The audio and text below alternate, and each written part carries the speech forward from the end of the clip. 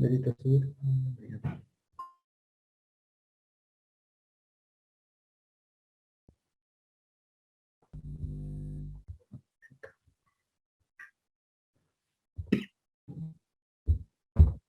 Recording stopped.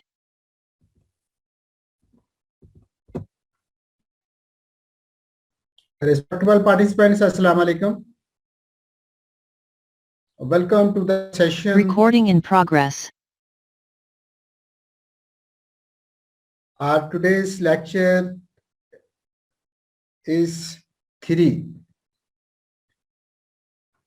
We are starting with the lecture number 3. I am waiting for some moments so that students' number may raise to above 200. It is 166 at present.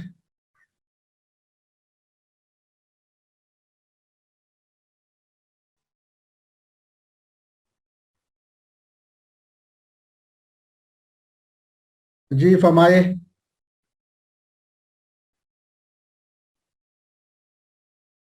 Headquarters may allow the participant to ask the questions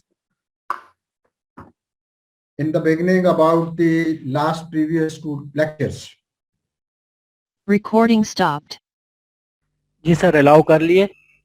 जी जी जी मैं questions में लेना चाहता हूं कि पिछले जो हमारे 2 lecture हुए हैं उनमें उनकी स्लाइड मैंने शेयर कर दी हैं उनके साथ। नोट्स मैंने भेज दिए हैं, क्या वो मिल गए हैं?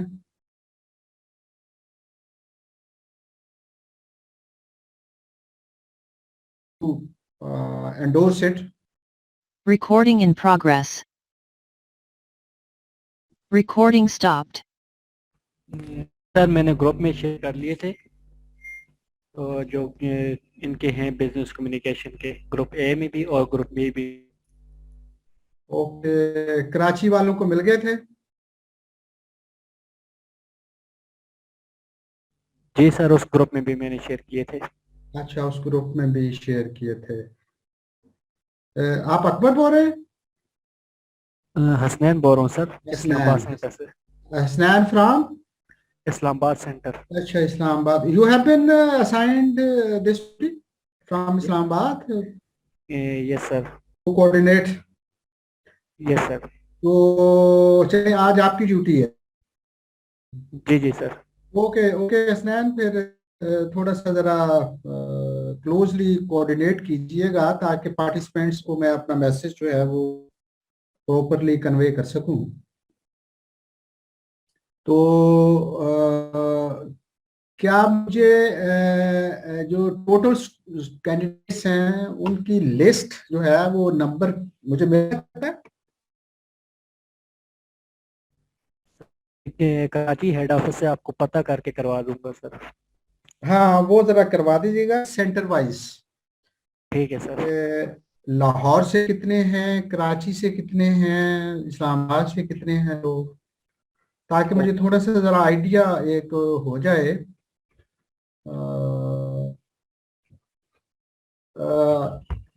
पार्टिसिपेंट्स को अलाउ करें कि वो थोड़ा सा। और जेब क्या कहना चाहता है? Hello sir. जी हेलो जी जी।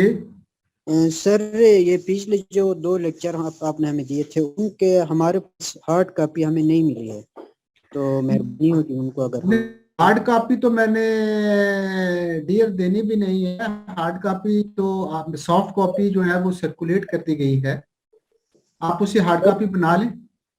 सर हमें सॉफ्ट भी नहीं मिली है उसकी। तो I will request the Hasnain जो कि इस्लामाबाद से कोऑर्डिनेट कर रहे हैं। Hasnain please give them the soft copy. आप कहाँ से औरंगजेब बोल रहे हैं? मैं इस्लामाबाद। हाँ, तो इस्लामाबाद से कोऑर्डिनेट कर रहे हैं हसनैन साहब, और वो कहते हैं हमने सर्कुलेट कर दी है सॉफ्ट कॉपी जो है। सर इनका कोई ग्रुप भी है अलग से? ये कोई नहीं, मैं अभी हसनैन से पूछता हूँ। हसनैन साहब, क्या इन लोगों का ग्रुप है इस्लामाबाद वालों का भी कोई? जी सर, इस्लामाबाद में औरंगजेब ऐड भी हैं सर, तो अच्छा। इसमें मैंने शेयर किए हुए हैं इस्लामाबाद के ग्रुप में। काइंडली आप ग्रुप को चेक कर लें, और जो बिजनेस कम्युनिकेशन का ग्रुप भी है उसमें मैंने शेयर किए हुए हैं। अच्छा, उसके अंदर है जस्ट औरंगजेब, आपने सुन लिया? सर बिजनेस कम्युनिकेशन के ग्रुप में मैं ऐड नहीं हूँ। फिर सर ये आप इस्लामाबाद सेंटर से रब्ता कीजिएगा, वो आपको दे देंगे इसको। Okay sir, thank you. Sir हाँ। ये इस्लामाबाद के ग्रुप में ऐड है, वहाँ पे मैंने शेयर किए हुए हैं अच्छा। सर। हाँ, जब आप एडेड, लेकिन क्यों नहीं मिले? कोई आपका कोई इसका नेट का प्रॉब्लम ना हो कोई? ठीक है सर, मैं देखता हूँ, थैंक यू। हाँ, इसको प्लीज चेक कर लीजिएगा। Anybody who has to ask the question about the previous 2 lectures?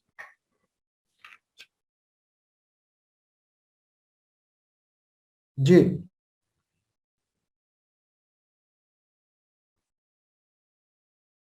Aurangzeb के बाद कोई और साथ जो उनको डिफिकल्टी आ रही हो?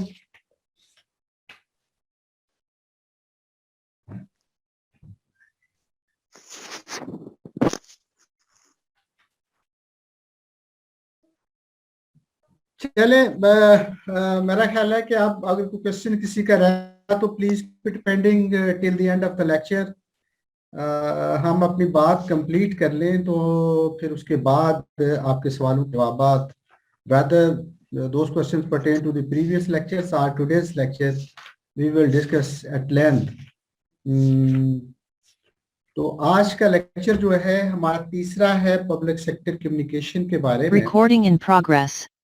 मैं यहाँ अर्ज करता चलूँ कि आज के लेक्चर को मैं 3 हिस्सों में डिवाइड किया है।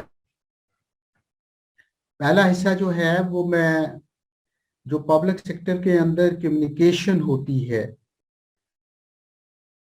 उसको रखा है मैंने। मसलन मैंने कुछ 14-15 किस्म की जो हैं वो पब्लिक सेक्टर कम्युनिकेशन की फॉर्म जो है आपके साथ फर्स्ट लेक्चर में शेयर की थी। उसके अंदर नंबर 1 लेटर था, फिर उसके बाद था आपका डेली ऑफिशियल लेटर था, फिर आपकी मेमोरेंडम थे, ऑफिस मेमोरेंडम था, अनऑफिशियल नोट था, notification, order, and allied so many other topics of the public sector communication uses to communicate with the inside the organizations and the outside the organizations. तो आज उसमें से मैं आपको तीसरे नंबर की जो कम्युनिकेशन जो हमारे दफ्तरों के अंदर इस्तेमाल होती है उसके बारे में मैं आपके साथ शेयर करूंगा। पहले लेक्चर में मैंने लेटर किया था, दूसरे लेक्चर के अंदर मैंने डीओ लेटर शेयर किया था। मैंने आपको उनके स्पेसिमेंस भी दिए थे कि आपने किस तरीके से उनको इस्तेमाल में लाना है। और आज जो है वो थर्ड वन टाइप है, वो है अनऑफिशियल जो आपके रेफरेंसेस हैं उनके बारे में मैं आपके साथ शेयर करूंगा अपना knowledge and experience.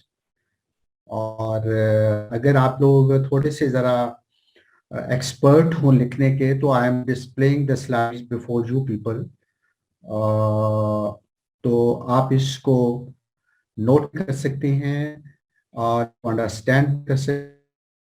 And if still you feel any difficulty you may get the soft copy of it from the FIFA headquarter, वो आपको ये भिजवा देंगे।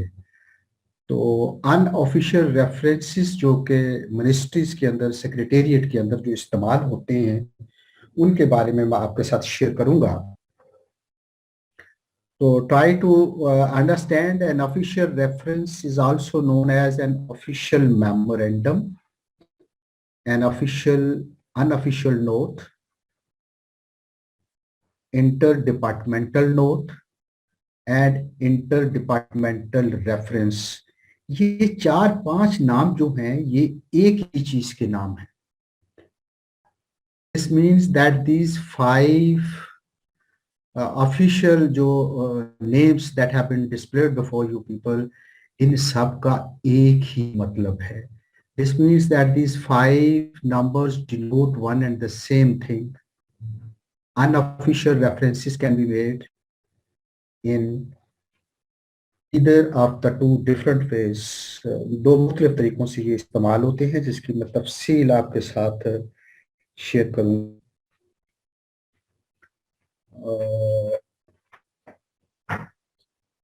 नौवान जो है वो by sending the file itself to a ministry or an office with the note recorded on it. आपको मैंने पहले लेक्चर के अंदर जब मैं आपको ऑफिशियल लेटर के बारे में बता रहा था तो एक सेंटेंस मैंने बोला था आपके सामने. You might remember and recall that letter. तो उसके अंदर मैंने एक सेंटेंस बोला था कि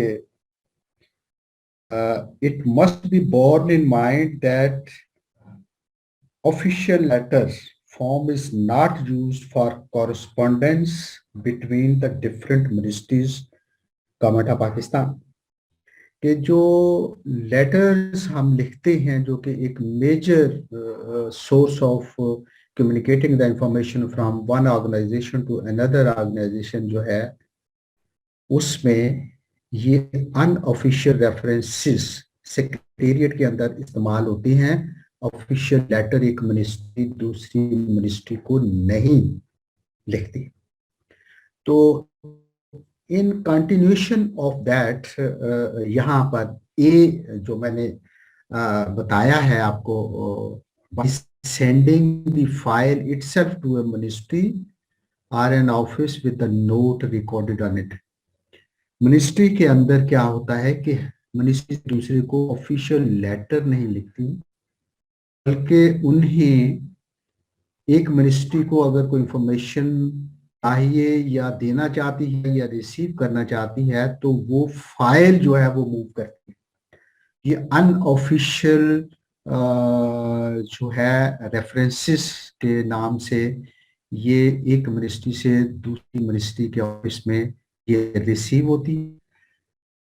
दूसरा तरीका इसका ये है कि by sending A self contained note और मेमोरेंडम कि एक समराइज्ड फॉर्म के अंदर उसके अंदर एक समरी लगा दी जाती है मेमोरेंडम की to get an endorsement from that ministry कि जी जो हम चाह रहे हैं इंफॉर्मेशन आपसे लेना in the shape of the self contained note जो है हम भेज रहे हैं तो इसकी आप हमें जो है करते हैं इसको यस करते हैं या इसको आप मोर अप्रोप्रिएट वर्ड आप जो भी इस्तेमाल करना चाहें कि इसके ऊपर अपनी राय दे दें. This mode is normally adopted in ministries or between a ministry and its attached offices for the following purposes. 3 तरीक़ाकार जो हैं बी हेडिंग के तहत इस्तेमाल में आए हैं. फॉर ऑब्टेनिंग द व्यूज मतलब क्या है अनऑफिशियल रेफरेंस करने का. Recording stopped. सर दूसरी स्लाइड नहीं शो हो रही है सर. ये छोटी स्लाइड है. ये फर्स्ट स्लाइड आ रही है सर लेक्चर 3 पार्ट 1 वाला. पार्ट 1 की ये वाली स्लाइड पहली थी. इसके बाद ये दूसरी स्लाइड में उसके ऊपर हूँ. ये डिस्प्ले में नहीं आ रही. नहीं आ रही है सर. अच्छा ये डिस्प्ले में क्यों नहीं आ रही. सर उसको ओपन और शेयर कर ले.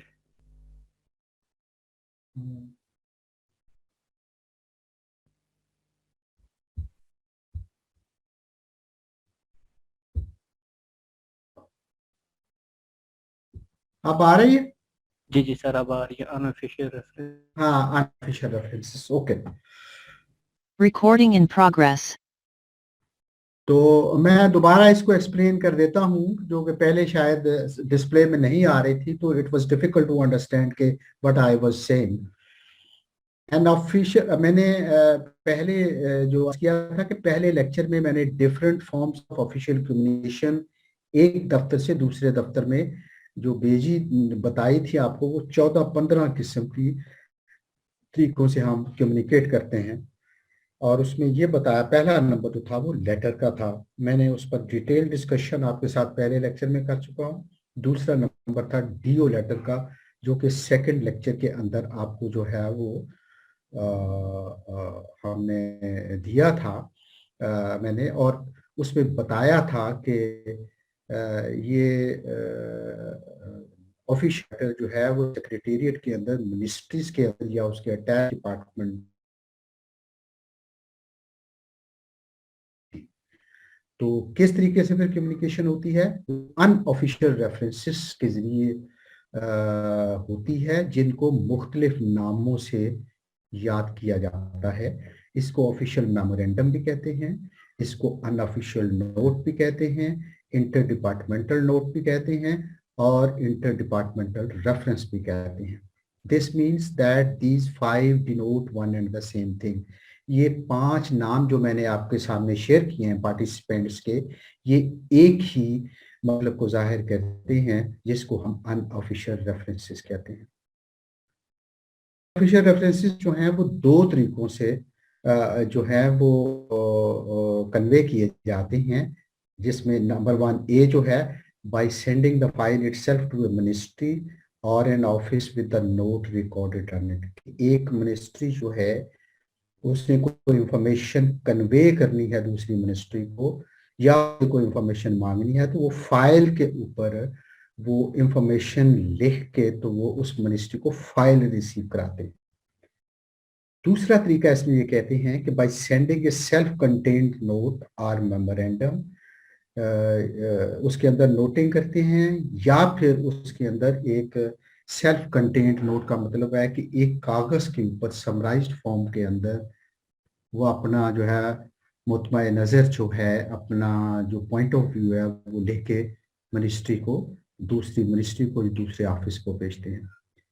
This mode is normally adopted in ministries or between a ministry and its attached offices for the following purposes.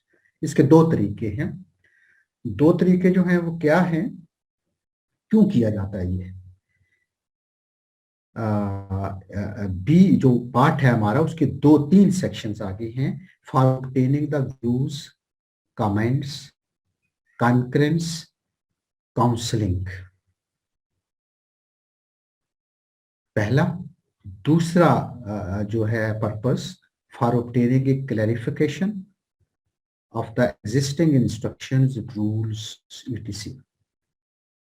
तीसरा पर्पस जो सर्व करती है अनऑफिशियल रेफरेंस, वो ये है, the requisite papers of information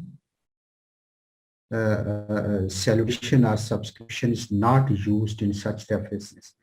मैंने आपको पहले 2 लेक्चर्स के अंदर बताया था कि जब हम लेटर लिखते हैं या हम डीओ लेटर लिखते हैं, तो उसके अंदर सैल्यूटेशन या सब्सक्रिप्शन जो है उसको मद्देनजर रखते हैं, लेकिन अनऑफिशियल रेफरेंसेस के अंदर ये चीज जो है ये इस्तेमाल में नहीं आती। ना डीएसआर लिखा जाता है, ना योर्स ओबीडिएंटली लिखा जाता है। ये तरीकाकार जहाँ अप्लाई नहीं होता, इसके बगैर ही आप कम्युनिकेट करते हैं एक मिनिस्ट्री दूसरी मिनिस्ट्री के साथ।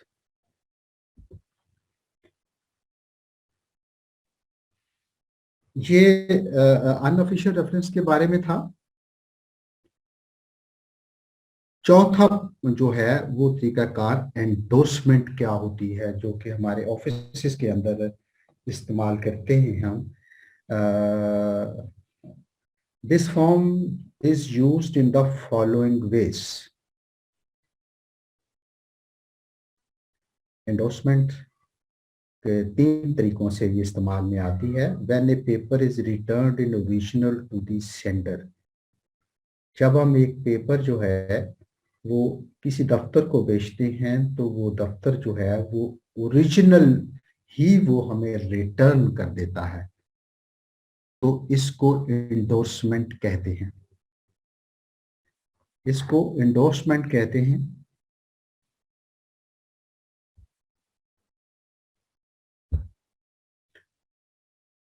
दूसरा तरीका जो है वो when a paper is referred to another ministry or to an attached or subordinate office, officer नहीं है, ऑफिस है लफ्ज, either in original or by sending its copy for information, comma remarks for disposal.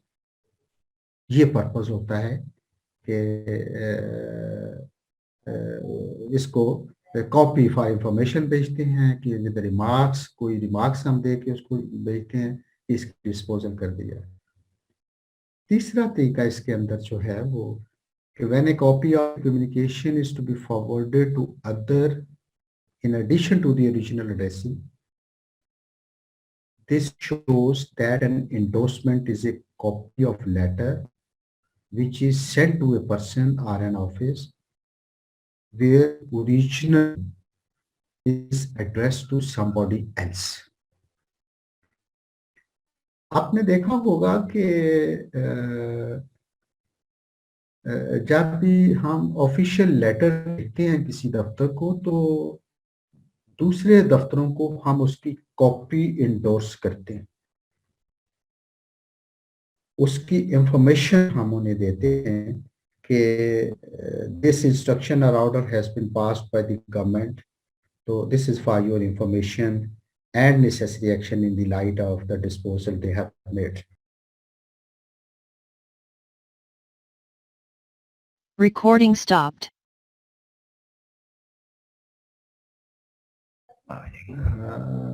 मेरी आवाज आ रही है आपको? अच्छा अच्छा. Recording in progress.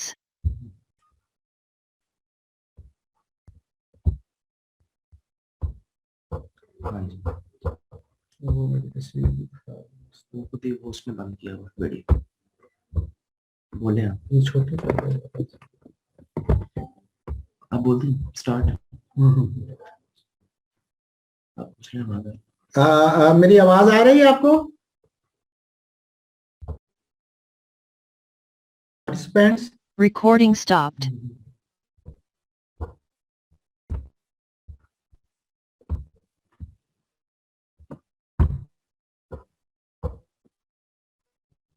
Ji sir, आवाज आ रही है सर। हाँ ओके जी. अच्छा, तो मैं इस official Recording in progress. Official memorandum के मैं 3 जो स्पोर्टिंग पर्पसेस या एलिमेंट्स से वो बता रहा था कि जिनके तहत हम एक जगह से दूसरी जगह जो है, एक मिनिस्ट्री से दूसरी मिनिस्ट्री को हम भेजते हैं रेफरेंसेस, तो वो क्यों होते हैं. तो एंडोर्समेंट ये आज के लेक्चर के अंदर अनऑफिशियल रेफरेंसेस और जो हैं एंडोर्समेंट के बारे में जो मैंने आपसे अर्ज करना था,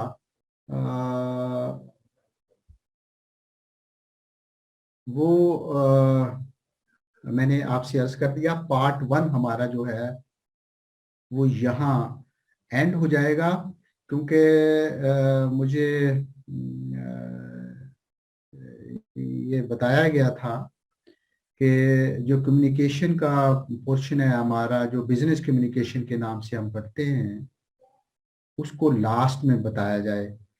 तो मैंने इसका ऑर्डर जो है वो रिवर्स कर दिया. सबसे पहले मैं ले आया पार्ट 1 जो है वो पब्लिक सेक्टर कम्युनिकेशन, जिसमें letter, demi official letter, notification, order, unofficial references और इंडोर्समेंट वगैरह जो Recording in progress. Form of communication to provincial governments. अब यहाँ पर एक पॉइंट जो है जो मैं समझता हूँ कि मोर इम्पोर्टेंट है कि हम फेडरल मिनिस्ट्री जो है वो जब एंडोर्समेंट करती है तो वो अपनी फेडरल मिनिस्ट्री को, अपने ऑफिसेस को करती है, लेकिन when a federal ministry has to make a communication with the provincial government, तो फिर वहां पर ये तरीकाकार इस्तेमाल नहीं किया जाता.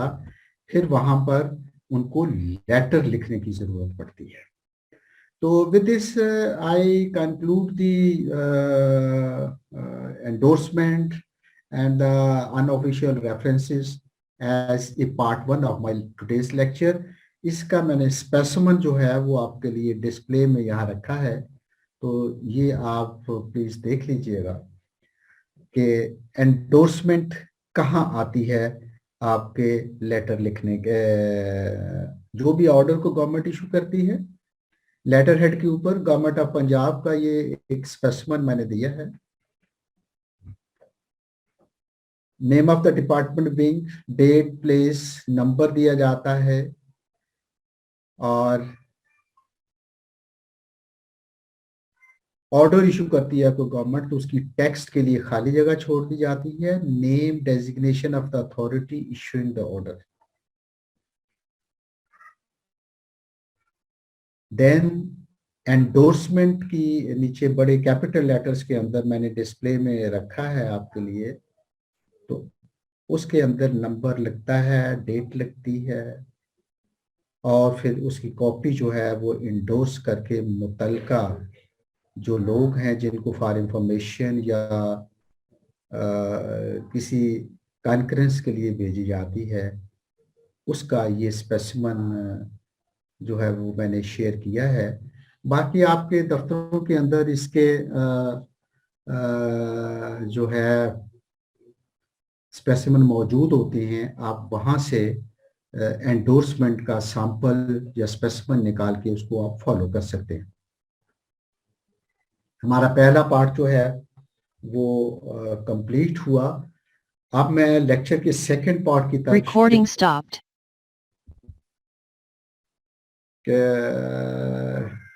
कुछ कैंडिडेट्स ने, पार्टिसिपेंट्स ने पिछली दफा ये कहा था कि सर जी, स्लाइड चेंज कर लें सर।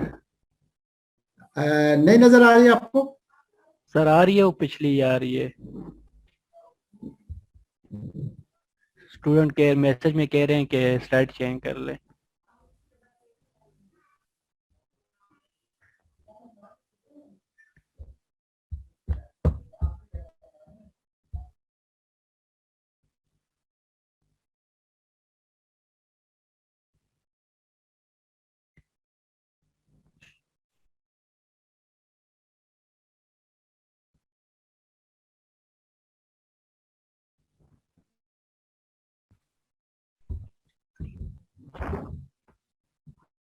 आपको नजर आ रही है ये स्लाइड? अब आ रही है सर, अब स्लाइड चेंज हो गई है। अब स्लाइड चेंज हो गई। Okay. Recording in progress. Part 2 of the lecture relates to Pressy Assembly। मैं अर्ज कर रहा था आपके साथ कि कुछ पार्टिसिपेंट्स ने लाहौर से मेरे साथ ये बताया कि आप प्रेसी के ऊपर भी जो है वो बात करें, तो फिर मैंने उसको भी 2 पार्ट्स की बजाय जो पिछले 2 लेक्चर्स हुए थे मैंने 3 पार्ट बना दिए। पहला पार्ट आपका official communication letter, DO letter और अनऑफिशियल रेफरेंस और ये चीज़ें जो हैं एंडोर्समेंट मैंने शामिल की। दूसरा पार्ट जो है फिर मैंने प्रेसी या समरी के बारे में रखा। तो प्लीज नोट इट एंड सी कि प्रेसी होती क्या है। A précis or summary is a shortened version of a text. It contains the main points in the text and is written in your own words. It is a mixture of reducing a long text into a short text by selecting the relevant information. Only a good précis shows that you have understood the text.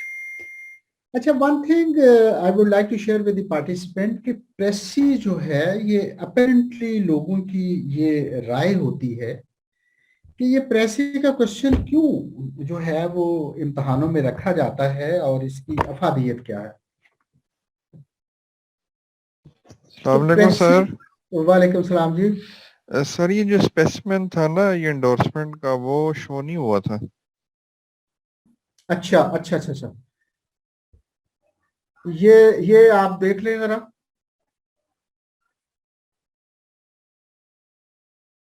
आप आ रहा है, नजर आ रहा है आपको? जी जी sir, अब आ रहा है। आ रहा है तो इसको थोड़ा सा जरा लिख लें आपको, ताकि आसानी हो जाए। एंडोर्समेंट के सेक्शन,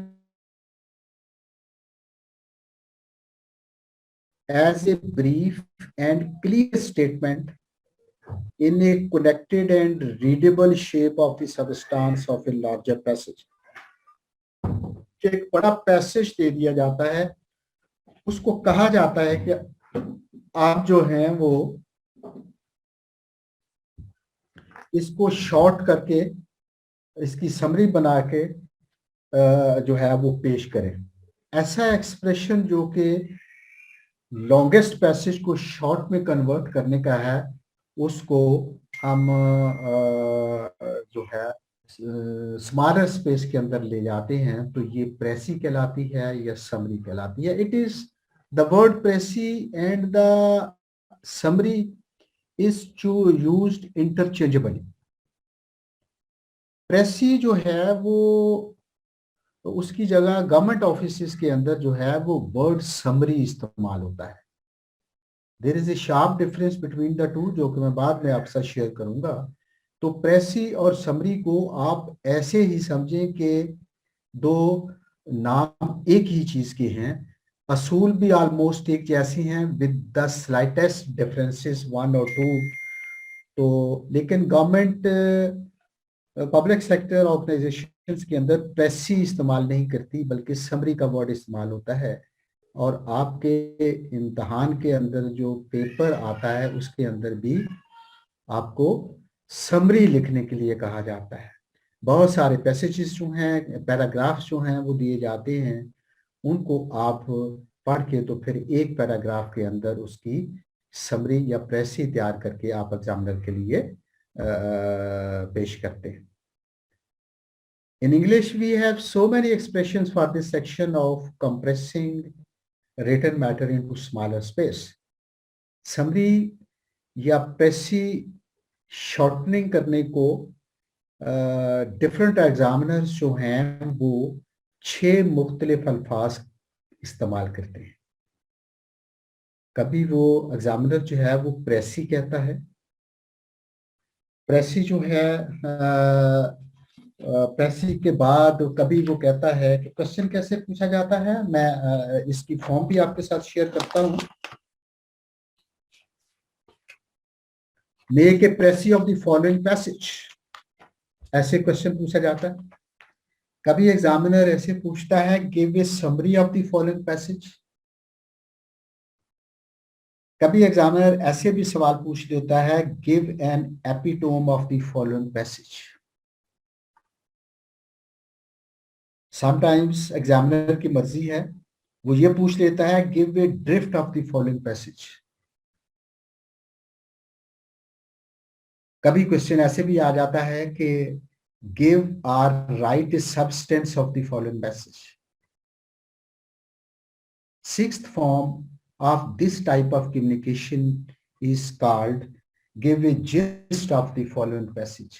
किसी भी फॉर्म के अंदर अगर एग्जामिनर क्वेश्चन पूछता है, वो प्रेसी का लफ्ज इस्तेमाल करे, वो समरी का करे, वो एपिटोम का करे, वो ड्रिफ्ट का करे, वो सबस्टांस का करे, वो जिस्ट का करे, मीनिंग उसके एक ही है। इन सब का बुनियादी मकसद ये है कि बड़ा पैसेज जो दिया गया है उसको आप शॉर्ट करके लिखें। और शॉर्ट जो है वो जनरल रूल जो है वो 1/3 ऑफ द ओरिजिनल पैसेज होता है। मसलन आपका ओरिजिनल पैसेज जो है वो अगर 150 वर्ड्स पर मुश्तमिल है, तो you have to prepare the precis, summary, epitome, drift, substance and gist in 50 words only. 1/3 के ऊपर आपने इसको शॉर्ट करके लिखना होता है। 2, 4, 5 वर्ड जो हैं ऊपर हो जाएं या नीचे हो जाएं आइडियल से तो वो खैर है, लेकिन इससे ज़्यादा या कम नहीं होना चाहिए।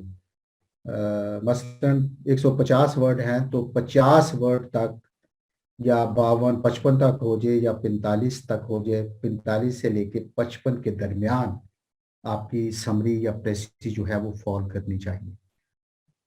तो नॉर्मली जो पब्लिक सेक्टर के अंदर जो लफ्ज ज्यादा इस्तेमाल होता है वो समरी का लफ्ज इस्तेमाल होता है.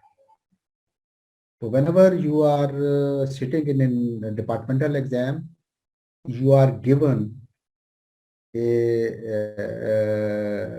long passage और कहा जाता है कि इसकी आप समरी बनाएं.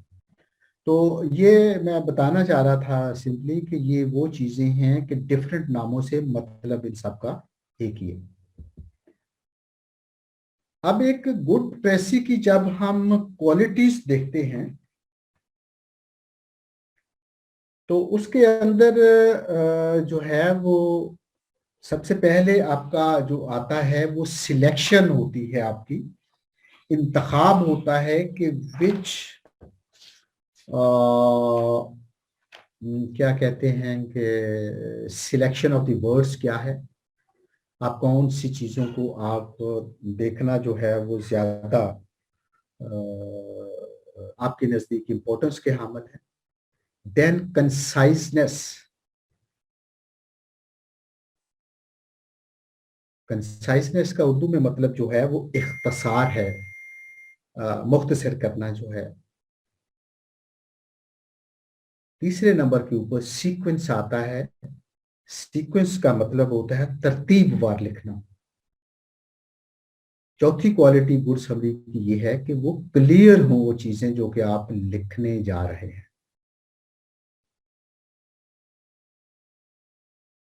लास्टली कोहेरेंस, उनके अंदर एक रब्त होना चाहिए. ये नहीं कि चीजें जो हैं वो हैपहैज़र्ड वे के अंदर आप बयान करें, बल्कि एक रब्त के साथ चीजें जो हैं वो स्टार्ट होके आपके सामने आए और आपका पैसेज जो कि आप लिख रहे हैं फ्रॉम द लार्जर पैसेज, उसको समरी या प्रेसी करके जब आप लिख रहे हैं तो वो मीनिंग के लिहाज से कंप्लीट हो. ये 5 क्वालिटीज जो हैं एक प्रेसी के अंदर होंगी तो वो एक अच्छी प्रेसी कहलाएगी. और अगर ये 5 क्वालिटी में से एक भी अगर मिस हो गई तो मेरा ख्याल है कि आपकी प्रेसी अच्छी प्रेसी कहलाने के काबिल नहीं रहेगी. उसके बाद जो तरीकाकार जो है प्रेसी लिखने का, उसके बारे में मैं भी आपके साथ शेयर करता हूं कि प्रेसी को तलखीस उर्दू में कहते हैं कि तलखीस करने के लिए आपको कौन से असूलों को मद्देनजर रखना चाहिए. पहली जो कंडीशन जो है वो पहली important instruction for this purpose है वो ये है कि दिए हुए पैसेज की लाइंस को कम से कम 3 बार पढ़िए ताकि आपको उस पैसेज के अंदर जो मेन आइडिया है वो डेवलप हो सके आपके माइंड के अंदर, ताकि मुसन्नफ का पूरा मफहूम आपके ज़हन नशीन हो जाए.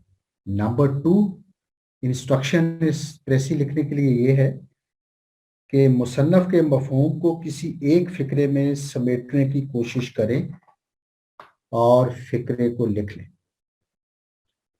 मैं दोबारा बोलता हूं, इंस्ट्रक्शन नंबर 2,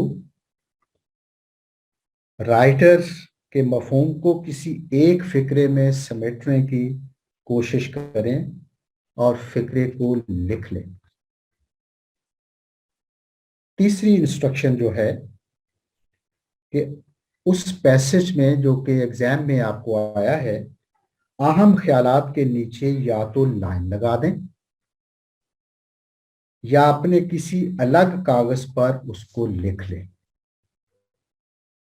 और प्रेसी करते हुए असल जो टेक्स्ट है पैसेज की उसकी बजाय इन अखज हुए नुकात को सामने रखा जाए.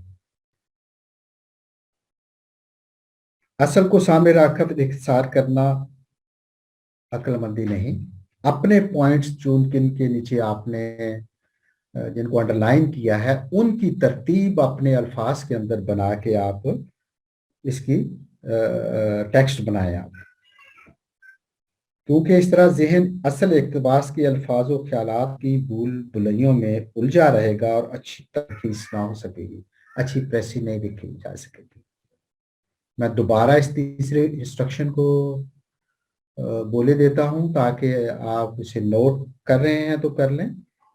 अहम ख्यालात, जो पैसेज आपको दिया गया है उसमें जो अहम पॉइंट्स हैं, इंपॉर्टेंट पॉइंट्स हैं, उनके नीचे आप लाइन लगा दें या उनको किसी अलग कागज पर लिख लें। लेकिन ज्यादा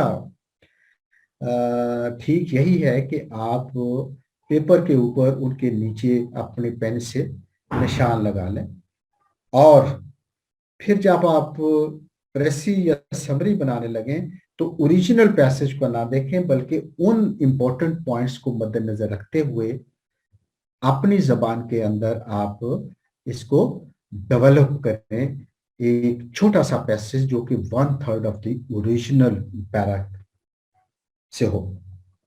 चौथी इंस्ट्रक्शन जो है कि ये असल पैसेज का तीसरा हिस्सा होती है, 1/3 ऑफ द पैसेज। मैंने पहले भी आपको मिसाल दी थी कि 1/3 का मतलब ये है कि वर्ड्स उनके काउंट कर लें आप, तो वो वर्ड्स काउंट करने के बाद जब आप देखें सपोज के 150 वर्ड निकलते हैं असल पैसेज के अंदर, तो जब आप समरी बनाएं तो वो 50 आइडियल होंगे, लेकिन 2-4 ऊपर हो जाए या 2-4 नीचे भी अल्फाज हो जाएं तो वो आपका पर्पस सर्व कर जाते हैं।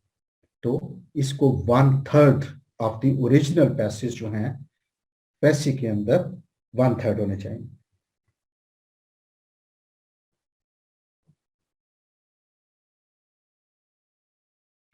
फिर ये चीज है, वैसे तो एग्जामिनर पेपर के अंदर लिख देता है जो भी पैसेज आपको देता है कि इसके टोटल इतने अल्फाज हैं। जैसे Recording stopped. मैं कह रहा था कि 150 अल्फाज हैं, तो जब आप अपनी प्रेसी लिखें तो उसके नीचे भी आप अल्फाज लिखें कि ये कितने अल्फाज पर मुश्तमिल है। सर आपकी स्लाइड शो नहीं हो रही है, मैंने रिकॉर्डिंग भी स्टॉप की है सर, आप दोबारा ये वाली बोल दें। ये स्लाइड आ रही है आपके सामने, quality of good precis? Yes sir, ये आ रही है। अच्छा, मैंने ये पांच पॉइंट मैंने दिए हैं। ये पार्टिसिपेंट से मैं ये रिक्वेस्ट करूंगा कि वो इन 5 क्वालिटीज को गुड प्रेसी की वो लिख लें। मैंने इनका Recording in progress. पहले भी अर्ज किया है कि selection of the main points, जिसे इंतखाब भी कहते हैं, वो किया जाता है। अच्छा, एक चीज मुझे कोऑर्डिनेटर साहब आप थोड़ी सी हेल्प करें। If you are continuously watching my lecture, तो जहां आपको डिफिकल्टी आए या आप अलाउ करें पार्टिसिपेंट को कि वो मुझे वही स्टॉप कर दें ताकि Recording stopped. हम इसको वहीं से मैं आपको दोबारा बता सकूं। सर मैं चैट भी साथ साथ देख रहा हूँ और 1-2 को अलाउ भी किए हुए सर कि वो हाँ, क्वेश्चन उनको कर अलाउ सके। भी कर दें, वो मुझे बता दें ताकि मैं फिर वहीं से मैं आपको ये क्लियर करता जाऊं। ठीक है सर। 5 पॉइंट जो हैं मैंने ये अर्ज किया कि ये गुड Recording in प्रेसी progress. के ज़िम्रे में आते हैं। फिर मैंने अगली स्लाइड जो है उसको मैंने जो है वो आपके सामने किया है कि आपने इम्पोर्टेंट पॉइंट्स कौन से मद्देनजर रखने हैं एक समरी को या प्रेसी को लिखने के लिए। तो उसमें नंबर 1 मैंने कहा है कि read and understand the text of the passage very carefully. जो पैसेज आपको इम्तहान में आया है उसको रीड करें और अंडरस्टैंड करें, उस जो लिखा है उस पैसेज को कम से कम 3 बार पढ़ें। अस्सलाम वालेकुम सर।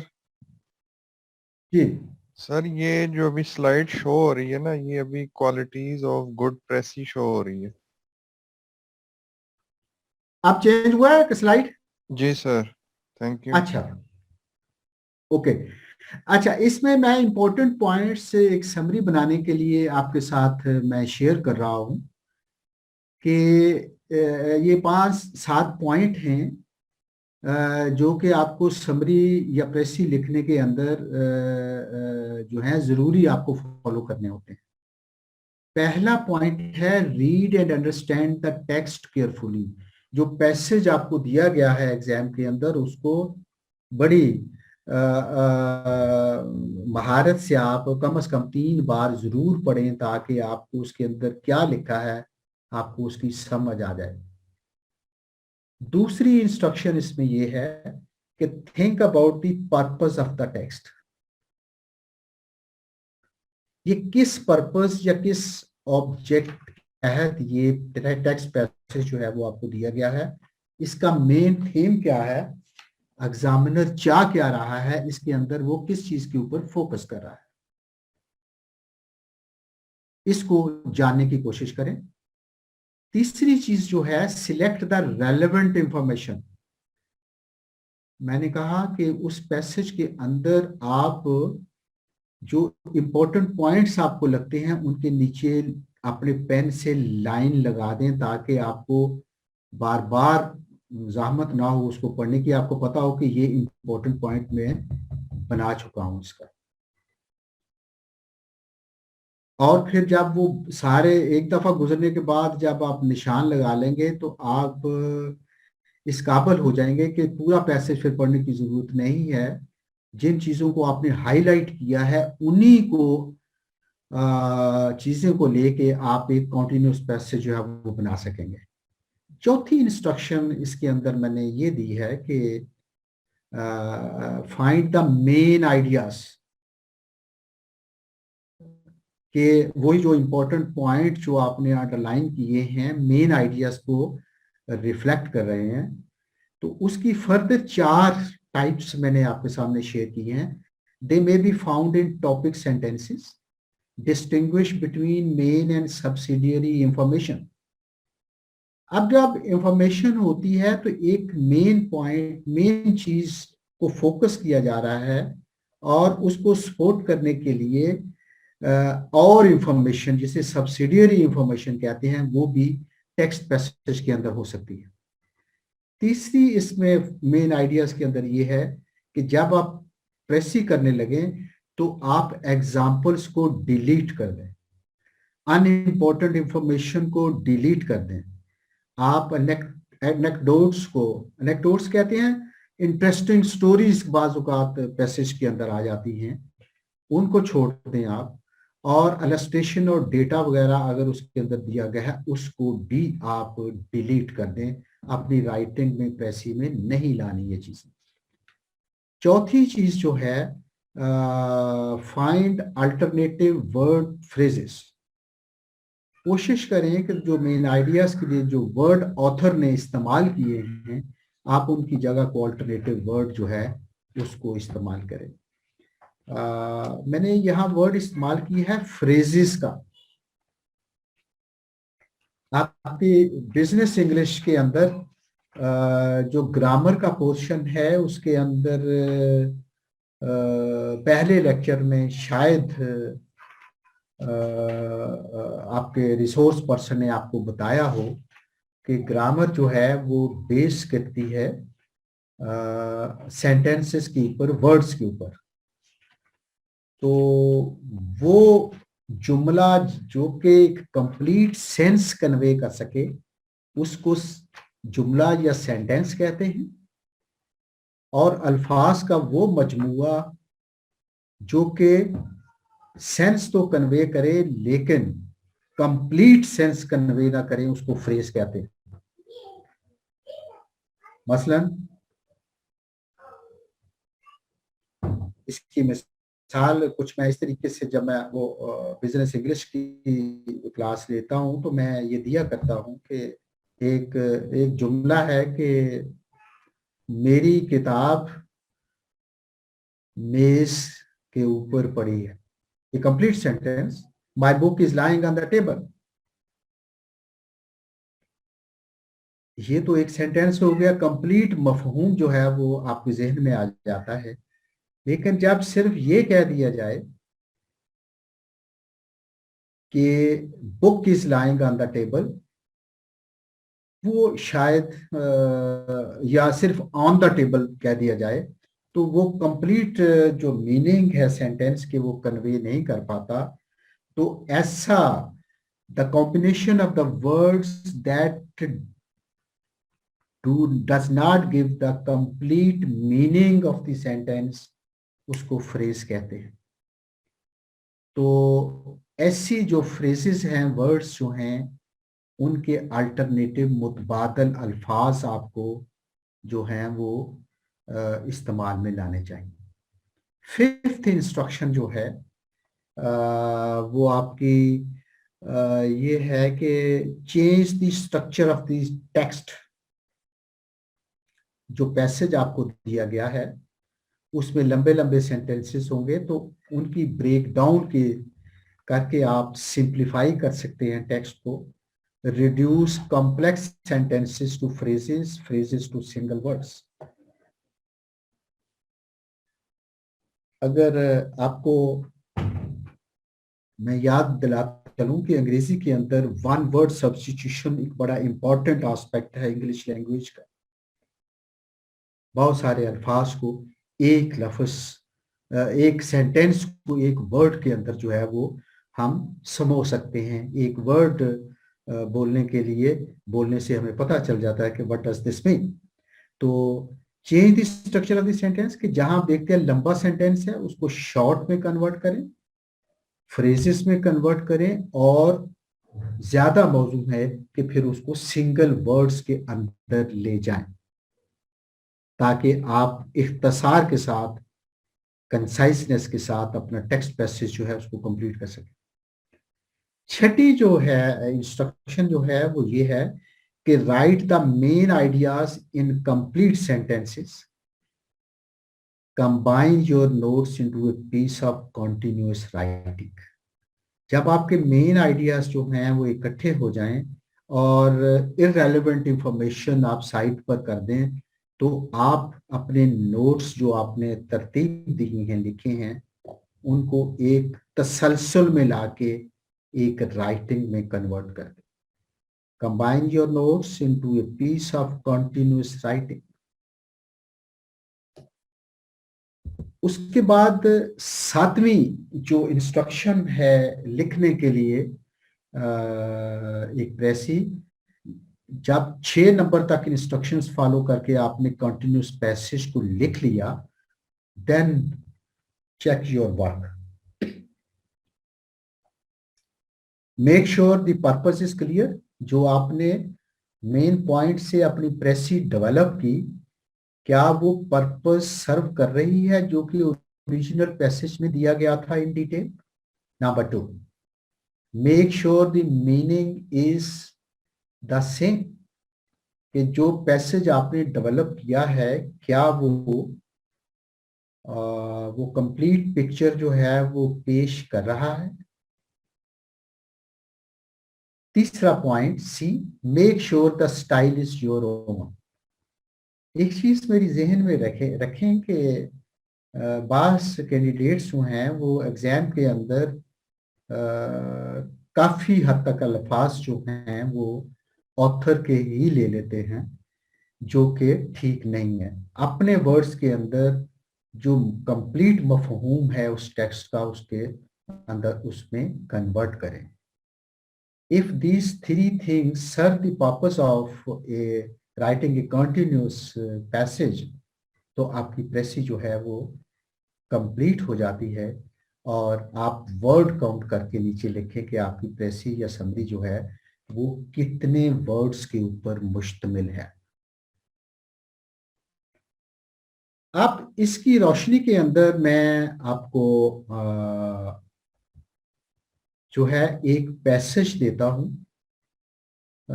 आप 5-7 मिनट ले लें, उस पैसेज को नोट डाउन करें अपनी कॉपीज के ऊपर।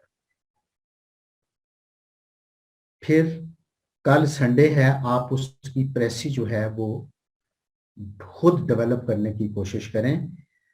मैं आपको शेयर करूंगा उसका सॉल्यूशन, लेकिन वो मंडे को करूंगा, ताकि आप अपनी तैयार की हुई प्रेसी जो है वो मेरी प्रेसी के साथ आप उसको मैच कर सकें। तो काइंडली ये नेक्स्ट स्लाइड के अंदर वो स्पेसिमन मैं पैसेज दे रहा हूं, इसको पढ़िए, अपनी नोटबुक के ऊपर इसको नोट कर लीजिएगा। ये एक पैसेज मैंने दिया है, ये पैसेज नजर आ रहा है स्लाइड कोऑर्डिनेटर साहब? जी सर। इसको काइंडली जरा देखिएगा। ये एक पैसेज है जो 150 वर्ड्स के ऊपर मुश्तमिल है। Participants are requested to write down this passage on their notebooks, और फिर उसके बाद कल इसके ऊपर तब आजमाई कीजिए कि इसकी आपने प्रेसी लिखनी है या समरी लिखनी है। तो 5-7 मिनट की ब्रेक ले लें, आप इस पैसेज को लिख लें, फिर मैं आपसे बात करता हूं। Third part of the lecture जो है उसको मैं लेके आपके साथ शेयर करूंगा। ओके जी कोऑर्डिनेटर साहब, 5-7 मिनट ब्रेक ले लें। Recording stopped. जी सर। ठीक हो गया? ओके, मैं थोड़ा सा अब मैं भी 5 मिनट ब्रेक ले लूं, आप इसको इनको कहें कि ये अपना ये पैसेज अपने कॉपियों के ऊपर लिख लें। सर वो कह रहे हैं कि स्क्रीनशॉट ले लेते हैं हम, तो बाकी आप ब्रेक ले लें, फिर बाद में हम चेक कर लेंगे सर।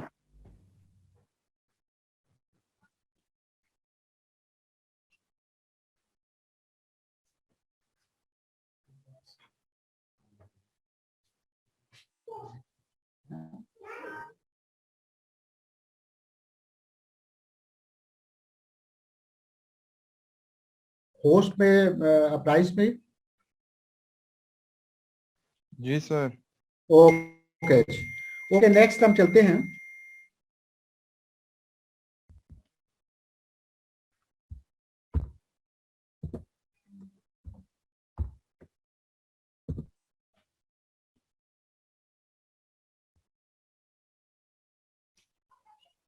नेक्स्ट हम पार्ट 3 की तरफ चलते हैं। पार्ट 3 की जो स्लाइड है कि उसके अंदर हम डिस्कस करेंगे कि कम्युनिकेशन सिस्टम्स जो हैं उन पर हम बात करेंगे। तो कम्युनिकेशन सिस्टम जो है हमारा जो वर्क करता है उसके अंदर 5 डिफरेंट किस्म की चीजें होती हैं। If we combine them all, तो ये एक कम्युनिकेशन सिस्टम मुकम्मल हो जाता है। तो इस सिलसिले में कम्युनिकेशन सिस्टम के अंदर पहला जो कंपोनेंट है वो है हमारा कम्युनिकेशन मॉडल किसे कहते हैं, या प्रोसेस ऑफ कम्युनिकेशन किसे कहते हैं, इस पर बहस की जाएगी। इसको मैं एक्सप्लेन करूंगा आपके सामने। नंबर 2, इसका जो मेन पार्ट है कम्युनिकेशन सिस्टम का वो कॉन्टेक्स्ट है। कॉन्टेक्स्ट क्या है कि बात किस जुमरे में हो रही है, इसको हम डिटेल में हम देखेंगे। देन मेथड्स ऑफ कम्युनिकेशन पर हम बात करेंगे कि कितनी किस्म के कम्युनिकेशन के मेथड इस्तेमाल होते हैं कम्युनिकेशन सिस्टम के अंदर। Then I'll share my knowledge and experience with you people on the communication media. कौन कौन से कम्युनिकेशन मीडिया हम इस्तेमाल करते हैं, एंड लास्ट यूनिवर्सल्स जिन्हें कंपोनेंट्स भी कहते हैं ऑफ इंटरपर्सनल कम्युनिकेशन, वो क्या है। तो आज का हमारा जो पार्ट 3 ऑफ दिस लेक्चर वो इन 5 हिस्सों के ऊपर मुश्तमिल है। तो लेट्स सी के एक एक करके हम इन पर बात करते हैं। कम्युनिकेशन मॉडल या प्रोसेस ऑफ कम्युनिकेशन जो है वो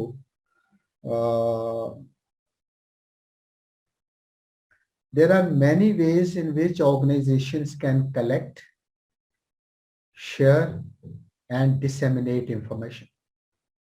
मुख्तलिफ तरीकाकार हैं किसी भी ऑर्गेनाइजेशन के पास कि वो इंफॉर्मेशन को किस तरीके से कलेक्ट करती है, फिर वो अपने स्टेक होल्डर्स के साथ उसको शेयर करती है और इंफॉर्मेशन डिसेमिनेट हो जाती है. They are all based on the same underlying communication model. एक कम्युनिकेशन मॉडल के ऊपर ये बेस कर रही है चीज, वो कम्युनिकेशन मॉडल जो है वो मैं आपके सामने डिस्प्ले में लाता हूँ.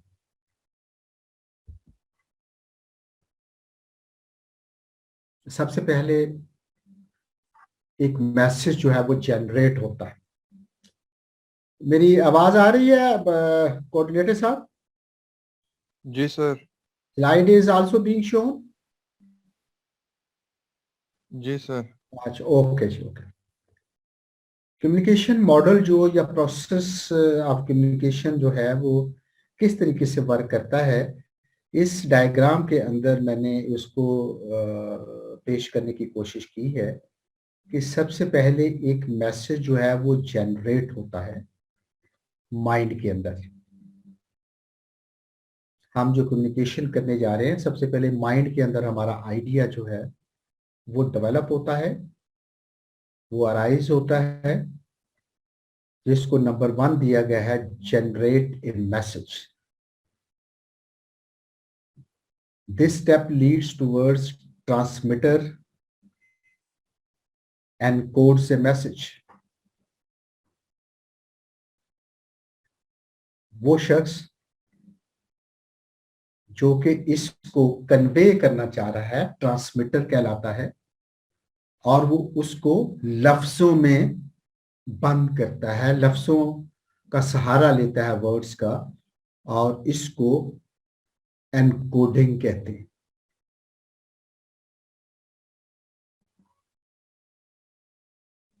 थर्ड स्टेप के ऊपर the encoded message is transmitted. ये मैसेज जो है, जो भी अल्फाज सिग्नल्स हम बनाना चाहते हैं, उसको फिर हम मैसेज को ट्रांसमिट करते हैं तीसरे स्टेप के ऊपर. ये जो एनकोडेड मैसेज है ये रिसीवर तक पहुंचता है, रिसीवर को हम पहुंचाते हैं.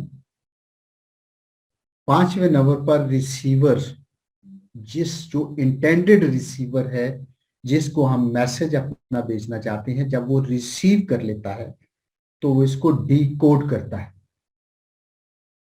डीकोड करने का मतलब ये है कि वो अल्फाज जो लिखे हैं उनका असल पर्पस क्या है and what sort of information is needed in this message. वो रिसीवर उसको पढ़ के अंडरस्टैंड करता है और उसके मुताबिक वो फिर अपने आप को मैसेज का जवाब देने की कोशिश करता है. 6 नंबर के ऊपर रिसीवर जो है उस मैसेज का जवाब तैयार करके तो फीडबैक देता है उस बंदे को जिसने मैसेज जनरेट किया होता है या जिसने मैसेज कम्युनिकेट किया होता है. तो इस तरीके से जो है आपका कम्युनिकेशन का प्रोसेस जो है, मैं दोबारा पिछली स्लाइड के ऊपर जाता हूं कि जो मुख्तलिफ हिस्से मैंने कम्युनिकेशन सिस्टम के आपके सामने बयान किए हैं, उनमें ये पहले की एक्सप्लेनेशन है. कम्युनिकेशन सिस्टम के 5 हिस्से मैंने लिए थे. कम्युनिकेशन मॉडल या प्रोसेस ऑफ कम्युनिकेशन, ये नेक्स्ट स्लाइड जो है इसकी 6 पॉइंट जो हैं वो इसकी एक्सप्लेनेशन के ऊपर मुश्तमिल है. ये वाले number 1, generate a message. Transmitter encodes a message. The encoded message is transmitted. Encoded message is received. The receiver decodes a message. The receiver provides a feedback to the number 1 who has generated the message. अब communication system के अंदर जो दूसरा हिस्सा है कि components of communication जो हैं वो क्या हैं, जिसके अंदर एक सेंडर होता है जो जनरेट करता है, जो सेंड करता है इंफॉर्मेशन। आइडिया जनरेट किया एक बंदे ने, उसको अल्फाज की शक्ल दी सेंडर ने। सेंडर लिखने वाला मिनिस्ट्री के अंदर क्या है कि secretary wants something to convey its orders are instructions to the lower formations, तो वो अपने जूनियर ऑफिसर को, एक सेक्शन ऑफिसर को बुलाता है या अपने एडिशनल सेक्रेटरी को बुलाता है, तो कहता है कि ये मैसेज जो है वो डाउन द लाइन हमारा जो महकमा है उसके अंदर ये पास ऑन करते हैं। Actually on behalf of the secretary, secretariat के अंदर एक सेक्शन ऑफिसर होता है जो कि सेंड करता है ऐसी कम्युनिकेशन, उसको सेंडर कहते हैं। जो भी मैसेज कन्वे करेगा कम्युनिकेशन के थ्रू वो सेंडर कहलाएगा। The sender generates A message and select the most appropriate communication method. अब वो सेंडर जो है जो जनरेट कर रहा है आपका, वो अप्रोप्रिएट कम्युनिकेशन मेथड के जरिए वो मैसेज जो है वो कन्वे करेगा। बाज़-औक़ात हमारा जो मैसेज है वो लेटर की सूरत में कन्वे होता है, बाज़-औक़ात हमारा मैसेज जो है टेलीफोन कॉल के जरिए कन्वे होता है, बाज़-औक़ात कोई और तरीक़ाकार जो है हम इस्तेमाल करते हैं अपने मैसेज को भेजने के लिए, सेंडर इस्तेमाल करता है, तो उसको कम्युनिकेशन मेथड कहते हैं। एनकोडिंग का मतलब है the message is then encoded and transmitted to the intended recipient known as the receiver. Encoding क्या है कि उसको शक्ल क्या दी जा रही है, अल्फाज कौन से लिखे जा रहे हैं, कुछ सिग्नल्स दिए जा रहे हैं, कोई डेटा दिया जा रहा है, कोई ग्राफ दिया जा रहा है, ये सारी चीजें एनकोडिंग की फॉर्म में आ जाएंगी। जब ट्रांसमीटर जो है एनकोडिंग करने के बाद रिसीवर को भेजता है, तो रिसीवर उसकी डिकोडिंग करता है, उसको अंडरस्टैंड करता है, उसको पढ़ता है कि ये मैंने किस तरीके से इसको क्या मुझसे इंफॉर्मेशन डिमांड की गई है वो मैंने कैसे देनी है।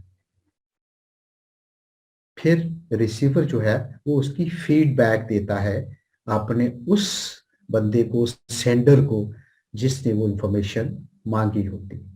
The receiver that provides feedback to the original sender to show that they have received and understood the message. इस तरीके से ये कंपोनेंट्स ऑफ कम्युनिकेशन प्रोसेस जो है वो कंप्लीट होता है हमारा। देन 2 नंबर के ऊपर मैंने उस कम्युनिकेशन मॉडल के अंदर मैंने कॉन्टेक्स्ट का नाम दिया था कि कॉन्टेक्स्ट क्या है। The sender must appreciate the context in which they are communicating a message in order to ensure they adopt the most appropriate way to communicate information.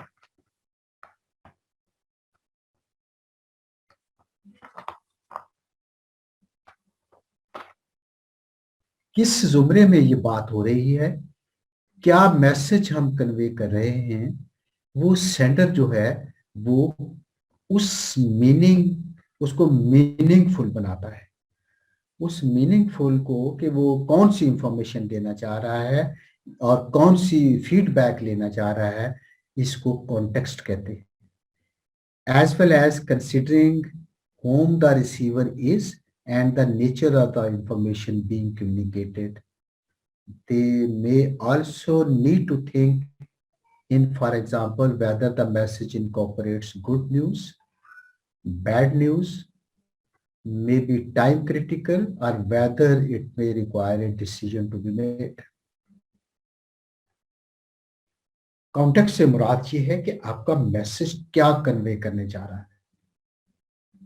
क्या कोई गुड न्यूज देना चाह रहा है, या कोई बैड न्यूज देना चाह रहा है, या कोई ऐसी इंफॉर्मेशन मांग रहा है जो कि बड़ा ही शॉर्ट टाइम है उसके अंदर वो इंफॉर्मेशन चाहिए उसको, जो कि डिसीजन में उसको हेल्पफुल करे। तो ऑल दीज थिंग्स के जुमरे कौन से में इंफॉर्मेशन जो है वो हम अपने रिसीवर से मांग रहे हैं. All this is called the context.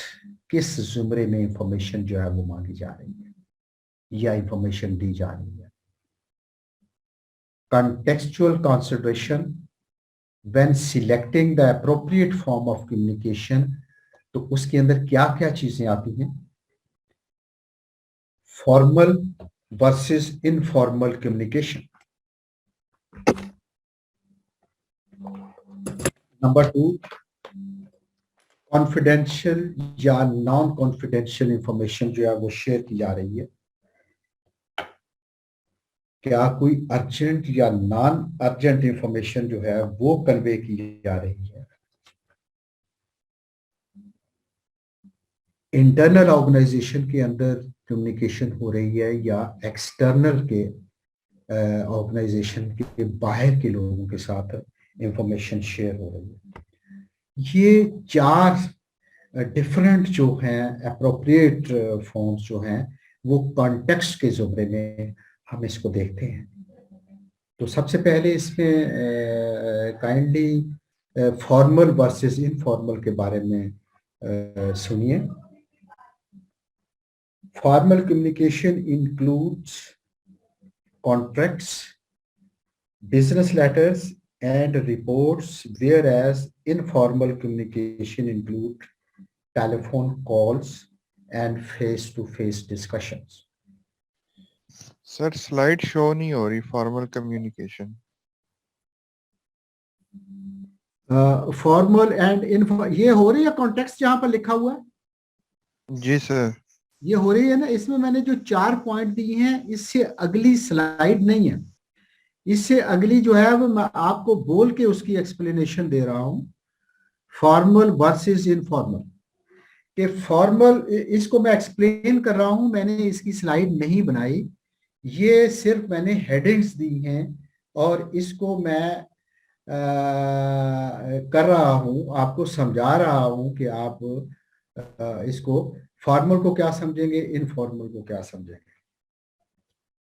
तो मैंने कहा कि फॉर्मल कम्युनिकेशन जब होती है तो उसके अंदर क्या क्या चीजें आती हैं. कॉन्ट्रैक्ट्स आते हैं, बिजनेस होता है, बिजनेस लेटर्स लिखे जाते हैं या रिपोर्ट्स बनाई जाती हैं. ये फॉर्मल वे है एक इंफॉर्मेशन को दूसरे तक इंफॉर्मेशन पहुंचाने के लिए. और इनफॉर्मल क्या होती है कि इनफॉर्मल के अंदर कोई इंफॉर्मेशन आपको चाहिए तो आप टेलीफोन कॉल्स करते हैं या फेस टू फेस डिस्कशन बैठ के कर लेते हैं. तो ऐसी इंफॉर्मेशन जो राइटिंग में मांगी जाए वो फॉर्मल कहलाएगी. और अगर सिर्फ डिस्कशन हो या टेलीफोन कॉल के ऊपर कोई इंफॉर्मेशन कन्वे या मैसेज एक्सचेंज हो रहा हो तो वो इनफॉर्मल कम्युनिकेशन कहलाएगी. नंबर 2 मैंने अर्ज किया कि confidential versus non confidential communication. आपने देखा होगा कि sensitive information that is only intended for the receiver should be marked as confidential and not communicated to other parties.